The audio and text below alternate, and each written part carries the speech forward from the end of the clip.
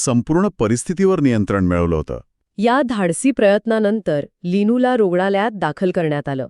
या डॉक्टरांच्या कामाचं खूप कौतुकही झालं. पण दुर्दैवाने 2 दिवसांनी उपचारादरम्यान लीनूचा मृत्यू झाला. इथेच एक मोठा प्रश्न उभा राहतो.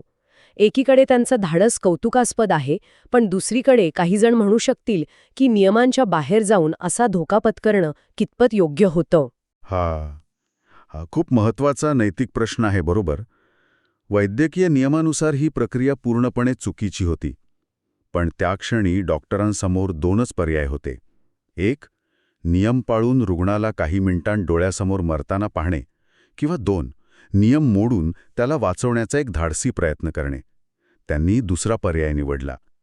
खरं तर भारतात गुड समॅरिटन लॉ आहे, जो अपघातग्रस्तांना मदत करणाऱ्यांना कायदेशीर संरक्षण देतो. पण तरीही अपयश आल्यास अशा डॉक्टरांच्या करिअरवर गंभीर परिणाम होऊ शकतो.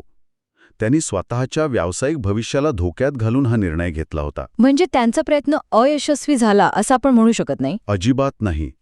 जरी या घटनेचा शेवट दुःखद झाला असला तरी त्या 3 डॉक्टरांनी जे केलं ते वैद्यकीय पेशाच्या सर्वोच्च मूल्यांचं प्रतीक आहे. त्यांनी लीनूला मृत्यूशी लढण्यासाठी 2 दिवसांची संधी दिली. यश अपयश हे निकालावर अवलंबून असतं, पण त्यांनी जे धाडस दाखवलं तीच खरी माणुसकी होती. ही घटना एका विचाराला नक्कीच चालना देते. जेव्हा परिस्थिती पूर्णपणे विरोधात असते आणि यशाची कोणतीही खात्री नसते, तेव्हा जीव वाचवणे म्हणजे नक्की काय?